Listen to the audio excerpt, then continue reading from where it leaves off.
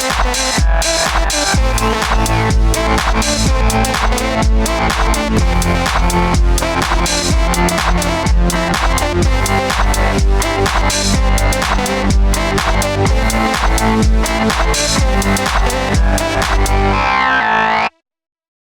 folks, I'm Matt and welcome to My Expanded Universe, a show where I go through the entire EU in chronological order as best I know how.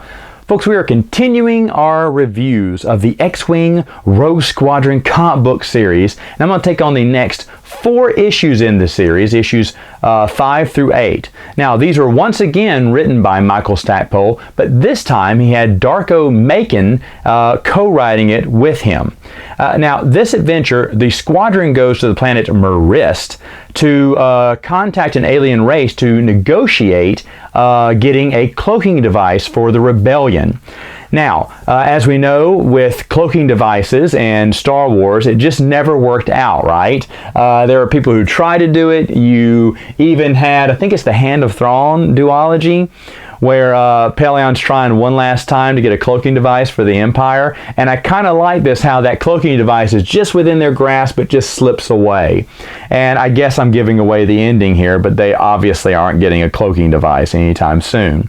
One of the cool things about these couple of issues, it introduced a new character called Loco Hask. Now, he's an Imperial who basically, I hate to give you spoilers here, but he was responsible for Wedge's parents' death. So, aha, we have a tie-in. This is going to be the next big baddie in the series, right? Because he and Wedge have got a past, grudge there. So I get that. I can understand that.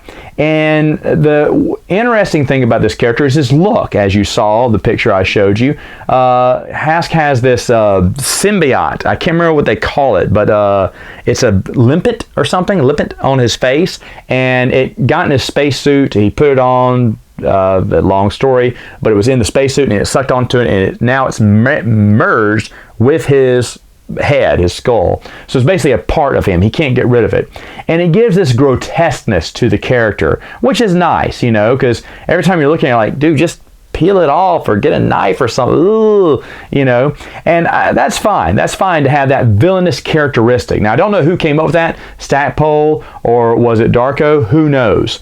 Now, there is one thing, if you notice on that cover art there is no Dave Dorman. Dave Dorman's there to introduce you to the series, and then he's off to other projects. And that's kind of sad, even though the art in the comic book isn't that bad. But they do this all the time with artists and writers. They bring in really good people and then change them out for what I hate to say it, are second rate.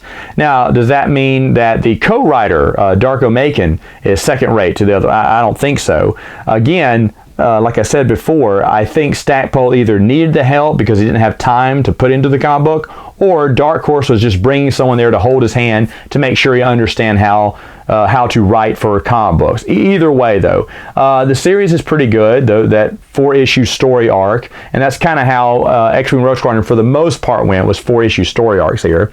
It's pretty good. We're getting to know a few of the characters. Unfortunately, outside of Wes and Tycho, there's really no one at this point that I am connecting to. And I'm still wondering when this is all going to connect. Now, that's, very ambitious because we're only 8 issues in, Matt. This thing could go 50 issues. I'm sure Dark Horse would love it to have gone 100 issues. But eventually it has to start making some ties to the novels, right? I don't know. But with Loco Hask, he is a good villain, good foil for our hero Wedge to go up against, and you're going to find out a lot more about Wedge's past in the comic book series, and I think that's good. Revealing that Wedge has a grudge against this guy, and this is the guy who killed his parents. It grounds the series a little bit. Like in the books, you don't really get to know Wedge that well. You know the pilots more than you know Wedge. Now, Wedge is a joker, Wes and Tycho are his friends, and you know a little bit about, his love life. But his past, they keep very quiet in the books. Where in the comic books, they're allowed to flesh it out a little bit more. And I like that. It gives value to the comic book series. All right, folks, that's all the time I have for now. See you next time with another video.